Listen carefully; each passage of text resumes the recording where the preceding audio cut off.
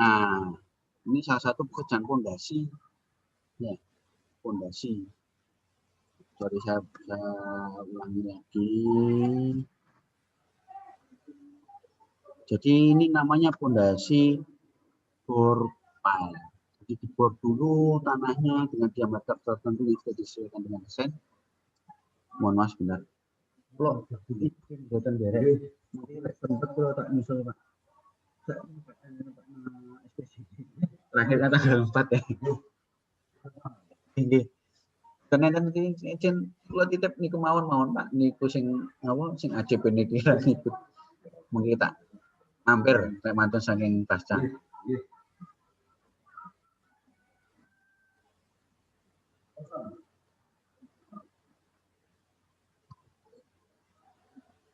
Nah, ini borpel ya.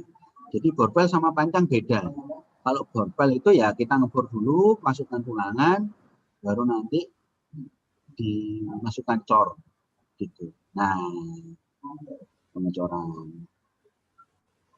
Jadi ini juga termasuk seperti kolom prinsipnya borpel itu atau yang sama, prinsipnya sama sebenarnya. Prinsipnya sama seperti kolom, hanya saja membedakan dia ditanam di dalam tanah. Ya, prinsipnya sama. Dia juga menahan daya aksial dan daya lateral. Nah, setelah, mohon maaf, ini gambaran seperti ini ya. Setelah dicor, ini digali tanahnya, digali sampai kedalaman tertentu untuk masang pel cap-nya. Nah, setelah itu gampang ya. Jadi kurangi begitu saja betulnya. Tapi enggak, itu perlu dibongkar.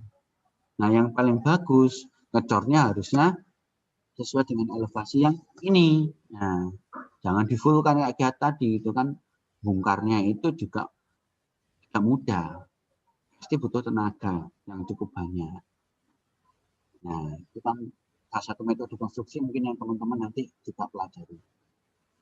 Nah, ini baru masang tulangan pel cap. Nah, sebelum pasang tulangan pel cap dikasih yang namanya alasnya disebut dari beton juga, beton B0 atau beton K125 atau beton beton rabat ya. Atau beton apa namanya untuk alas pekerjaan pemasangan tulangan itu. Nah, ini cap.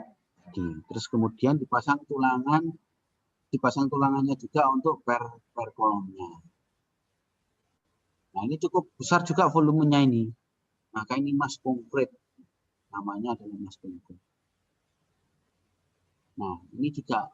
Nah, ini kolom. Kita boleh dilihat gambarnya kolomnya rapat ya. Ya, ini sangat rapat. Bisa jadi ini adalah kurang lebih rasionya adalah 3-8%. Kenapa kok lebih besar daripada kolom bangunan gedung, Pak? Ya itu tadi. Memang bangunan jembatan itu atau bangunan jembatan layang itu rumit. Pekerjaan analisisnya sangat rumit. Tapi prinsipnya mudah. Prinsipnya sama. Yang membedakan bebannya bekerja itu tadi dan dimensi dari penampangnya. Nah, masang bedesting pun juga ada metodenya. Nah, kan tidak mungkin langsung ke atas tuh, kan tidak cukup bedestingnya. Jadi dicor bertahap, namanya dicor bertahap. Nah, ini bedestingnya, gitu. Hingga, nah, jadi di dalam kita belajar itu bagaimana mendapatkan tulangan itu, kebutuhan tulangannya bagaimana. Nah, ikan. Sebentar.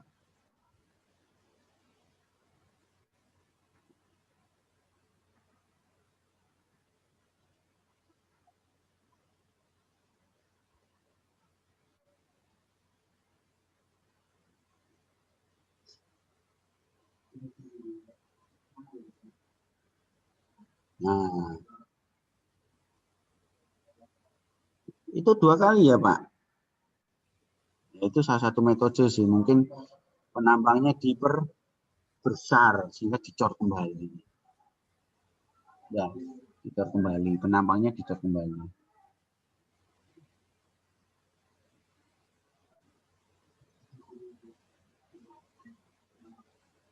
Nah, ini pekerjaan overhead. Kemudian nanti masuk di gelagarnya. Ini sudah mulai. Nah, ini kolom yang ada di pekerjaan jembatan ya ini.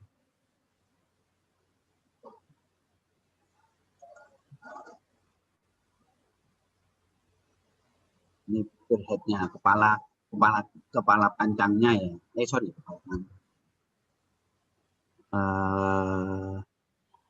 apa itu kepala kolom. Nanti yang dibuat untuk meletakkan balok-balok dari balok jembatan tadi.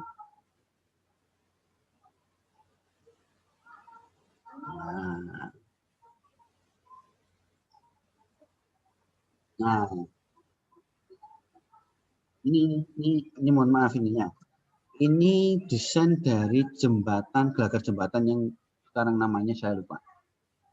Jadi dia tidak balok seperti yang saya gambarkan tadi yang kotak-kotak gitu ya. Enggak. Ini jembatan layang sekarang model gelagarnya seperti ini. Jembatan layang. Oh, box girder ya, namanya box girder.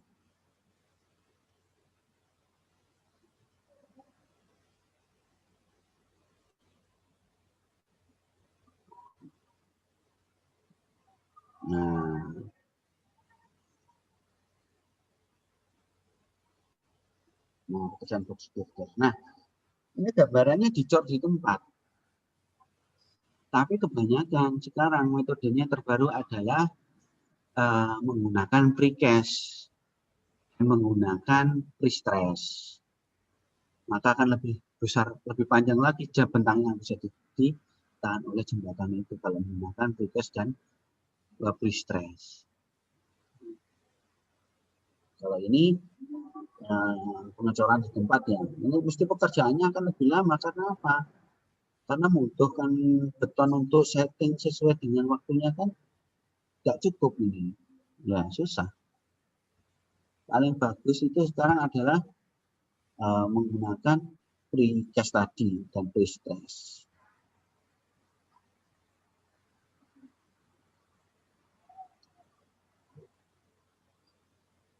Nah, sudah jadi. Jadi teman-teman sudah menikmati jembatan layang jalan tol yang ada di Semarang dan Solo. Kalau teman-teman main ke Semarang lewat Solo ya.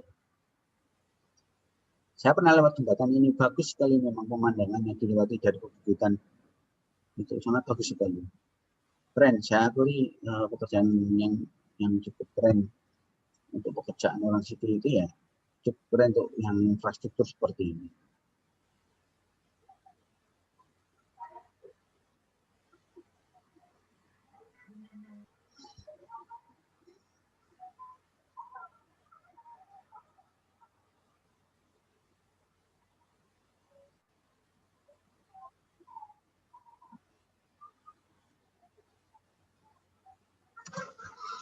Oke, jika ada pertanyaan, saya persilakan buat teman-teman tanya masalah kolom ataupun yang lain tentang topik struktur beton ya yang saya perlu sampaikan.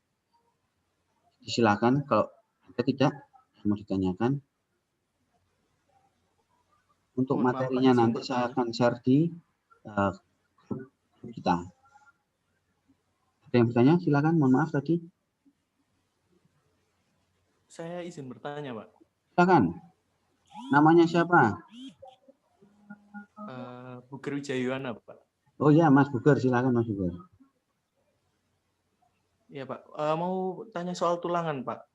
Bentuk tulangan itu kan macam-macam ya, Pak. Ada yang kotak, ada yang lingkaran. Itu ada dikhususkan tersendiri atau bagaimana, Pak? Oke. Soalnya kan yang banyak kita tahu kan mungkin tulangan kotak dan mungkin pinggirannya itu ada beberapa variasi mungkin untuk sloof ataupun tiang pancang ataupun yang lainnya, Pak. Oke, terima kasih Mas Buger. Perlu saya perjelas kembali. Di jenis tulangan itu ada dua. Penampangnya tidak ada yang kotak, tapi semua adalah lingkaran. Ya, bukan bulat, lingkaran. Yang membedakan dua, yaitu tulangan ulir dan tulangan polos. Nah, tulangan ulir dan tulangan polos. Siapa Mas pertanyaannya yang kedua? Itu Pak, bentuknya kan macam-macam Pak. Apakah dikhususkan tersendiri Oke, bentuknya yang lingkaran itu untuk apa ataupun yang bagaimana Pak? oke. Jadi bentuknya sebenarnya ada dua tadi ya. Sebenarnya bukan persegi ya Mas ya, tapi polos. Kalau ulir itu saya share screen aja. Mungkin teman-teman sudah pernah tahu belum bentuk tulangan itu tadi? Belum ya? Nah kayak gini. Untuk ulir itu seperti ini. Sebelah kanan ini yang saya nggak bisa diperbesar. Nah, ulir ini dia punya gigi-gigi. Kalau polos tidak. Nah, ketika tulangan ulir ini dipasangkan dengan beton, ketika beton dicor ya. Nah, apa ini namanya? Interseksi antara hubungan antara kolom dengan tulangan itu akan lebih menggigit atau lebih kuat jika menggunakan tulangan ulir. Ya, jadi ketika dia akan merenggang, istilahnya ini merenggang, kita merenggang atau memanjang, itu akan masih lebih kuat kekuatan diberi penampangnya, kekuatannya masih lebih besar kekuatan diberikan oleh tulangan ulir dibanding tulangan polos. Kalau tulangan polos kan tidak. Ya, interseksi dengan antara material beton dengan polos itu tidak, karena polos itu cenderung licin, jadi tidak ada yang bisa menggigit antar partikel dari beton tadi. Bedanya itu yang pertama. Yang kedua, memang kekhususan yang pertama adalah kualitas dari baja tulangannya itu sendiri. Kalau baja tulangan ulir mutunya lebih tinggi. Ya, mutunya lebih tinggi, yaitu cenderung sampai 400 MPa. Kalau tulangan polos hanya sampai 240 MPa atau lebih. Bisa 300, bisa tergantung dari memang. Tapi pada dasarnya di dalam mendesain tulangan dengan tulangan polos itu kita gunakan mutu tulangannya itu untuk polos adalah 240. Nah, paling bagus lagi kalau kita uji, Mas Buger ya, kita uji di lab material, uji tarik. Jadi tulangan ini diambil potongan, ya, kemudian diuji tarik antara tulangan polos dan tulangan ulir. Nah, untuk konstruksi bagaimana, Pak? Untuk konstruksi jembatan yang seperti yang digambarkan tadi itu ya, jangan sampai menggunakan tulangan polos untuk tulangan utamanya, yaitu tulangan ulir. Artinya, ya. Kenapa? Ya, konstruksinya besar. Yang lewat adalah kendaraan-kendaraan, bisa jadi kendaraan besar juga. Nah, kalau tulangan polos, bagaimana Pak? Tulangan polos biasanya digunakan untuk plat lantai bangunan gedung sederhana. Ya, rumah tinggal sederhana, misalkan kanopi, bikin kanopi begitu, kita gunakan tulangan polos saja cukup. Masa harus menggunakan tulangan ulir dengan diameter besar? Nah, tidak bisa ya. Nah, diameter pun juga banyak nanti. Diameter itu juga banyak. Kalau tulangan polos, dia cenderung adalah genap, angka genap. 8, 10, 12, 16, 20, 22. Nah, kalau ulir campur ada genap dan ganjil. 10, 13, 16, 19, 22, 25 begitu. Ya. Nah, kalau itu bedanya tulangan polos dan tulangan ulir. Nah, mungkin teman-teman tahu juga sebenarnya baja itu bentuknya tidak hanya polos dan ulir, tapi juga ada baja profil. Ya, baja profil. Oh ya, baja profil ya. Bentuknya yang ada C kanal. Loh, ini kok tulangan profil. Sorry. Baja profil. Nah, seperti ini bentuknya I. Bentuknya I, ya. Ada yang bentuknya C, ada yang bentuknya holo. Holo itu tengahnya bolong. Yang kotak maupun lingkaran, itu juga sama. Ada yang siku dan sebagainya. Ini bisa dipakai Pak di konstruksi. Ini justru namanya nanti material sama-sama seperti material komposit ya. Ini bisa dipakai, digunakan untuk sebagai tulangan utama atau struktur utama pada beton bertulang komposit. Sebenarnya beton bertulang itu juga komposit ya, kan dua material dengan baja. Hanya saja bajanya adalah baja tulang. Kalau kita pakai baja profil bagaimana? Boleh juga. Hitungannya sedikit berbeda. Tapi kalau baja profil biasanya kalau dengan struktur besar itu masih kita kombinasi dengan baja tulangan nanti. Nah, baja profil itu ya belum cukup. Nah, yang pernah saya tahu konstruksi yang menggunakan perkuatan dengan baja profil yaitu ketika pekerjaan konstruksi, kebetulan saya masih dulu studi di Taiwan, itu saya pernah melihat pekerjaan konstruksi jembatan layang yang cukup tinggi. Tingginya itu hampir sama dengan gedung 10 lantai tingginya, luar biasa tinggi. Itu tidak cukup menggunakan tulangan polos atau ulir saja, tidak cukup menggunakan tulangan ulir. Itu dikombinasi dengan baja profil. Ya, tulangannya itu menggunakan baja profil untuk kolom pier-nya. Tidak cukup. Nah, itu ya Mas Buker ya. Jadi untuk bangunan sederhana kita bisa menggunakan kombinasi tulangan ulir dan polos. Tidak ada yang persegi ya, mohon maaf ya saya ulangi, tidak yang persegi. Kalau persegi tadi mungkin yang dimaksud adalah plat. Nah, kalau plat itu sama sebenarnya, tapi dia bukan tulangan. Ya, itu plat baja gitu. Seperti profil begini. Itu ya Mas Buger. Ada lagi yang mau ditanyakan dari teman-teman? Atau Mas Buger belum?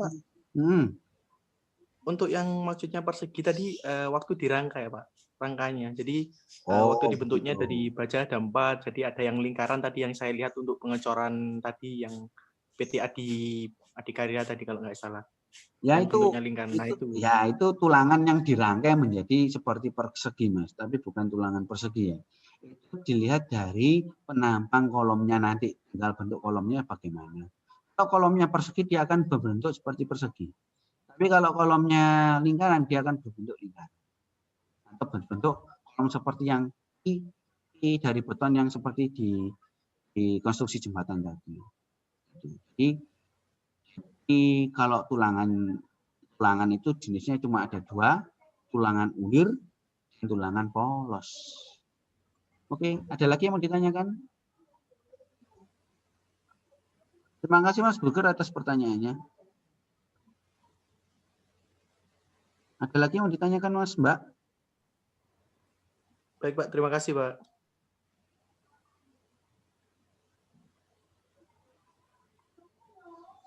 Nggak ada ya? Karena berhubung waktunya sudah 10.30 lebih, ya karena tadi saya juga terlambat masuknya, saya kira juga wajar. Saya akhiri dulu ya perkuliahan hari ini.